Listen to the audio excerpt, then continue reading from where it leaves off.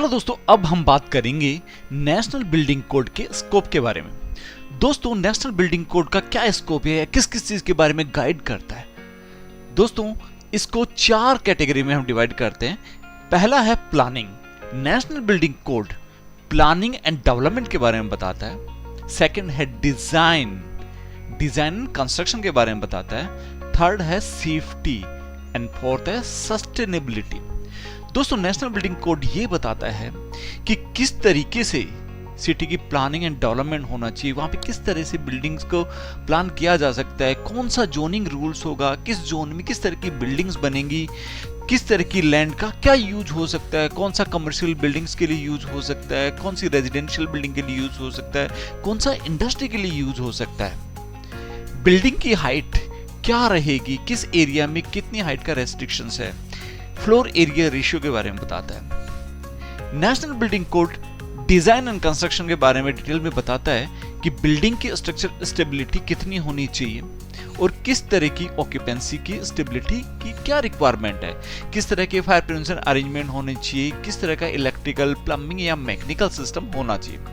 National building code safety को भी cover करता है। ये फायर एंड लाइफ सेफ्टी के सारे प्रोविजंस के बारे में बात करता है। ये बताता है कि फायर सेफ्टी के क्या अरेंजमेंट होने चाहिए, कौन सी स्पेसिफिक ऑक्यूपेंसी में किस तरह के फायर सेफ्टी इंस्टॉलेशंस लगने हैं, किस तरह के इवैक्यूएशन अरेंजमेंट रहेंगे, किस तरीके से वहां पे डिजास्टर मिटिगेशंस के अरेंजमेंट होने चाहिए और सीज्मिक रेजिस्टेंस के लिए भी गाइड ये करता है।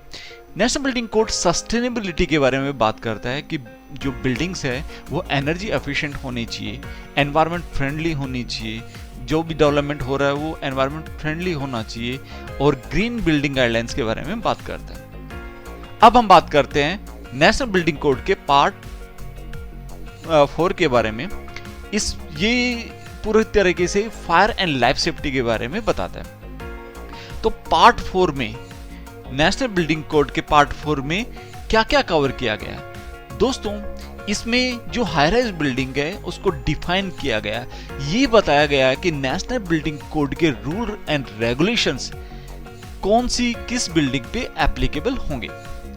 दोस्तों, इसमें बताया गया है कि जो 15 मीटर या उससे ऊपर की बिल्डिंग है वो हाई राइज बिल्डिंग की कैटेगरी में आती है। लेकिन आपको इसमें कंफ्यूज नहीं होना है।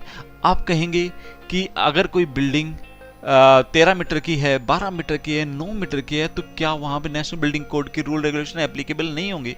तो इसे आपको समझना होगा।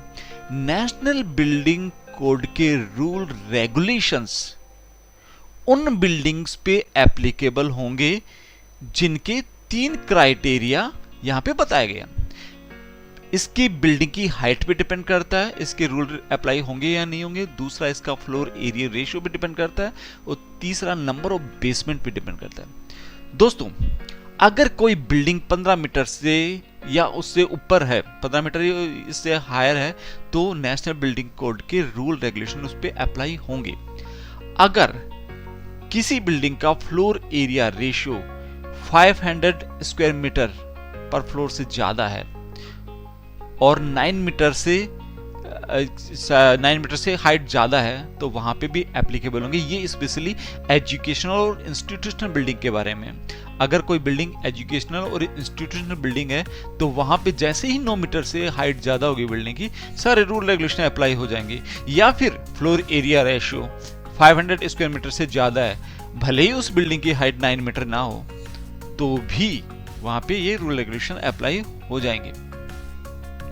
तीसरा है assembly building with more than 300 square metre या इंसिडेंट असेंबली एरिया, वहां पे भी नेशनल बिल्डिंग कोड के रूल रेगुलेशन अप्लाई होंगे, उसकी गाइडलाइन अप्लाई होगी। अगर आपकी buildings hotels, business, mercantile, industrial, storage and mix occupancy में आता है और इनका floor area ratio 500 square metre से ज्यादा है, तो यहां पर भी नेशनल बिल्डिंग कोड के रूल रेगुलेशन अप्लाई होंगे। अब आपका जो बेसमेंट है वो 2 या 2 से ज्यादा है, या कोई सिंगल बेसमेंट है उसका एरिया 500 स्क्वायर मीटर से ज्यादा है, तो ऐसी कंडीशन में भी नेशनल बिल्डिंग कोड के रूल रेगुलेशंस गाइडलाइंस अप्लाई होंगे। तो आपको सिंपल तरीके से समझना कि कि 3 क्राइटेरिया फुलफिल होने चाहिए, बिल्डिंग हाइट, फ्लोर एरिया और नंबर ऑफ बेसमेंट। इनके आधार पर ये डिसाइड होता है कि एनबीसी की रूल रेगुलेशन अप्लाई होंगे या नहीं होंगे। दोस्तों, this scope ensure that fire and life safety provisions are implemented where risk is highest.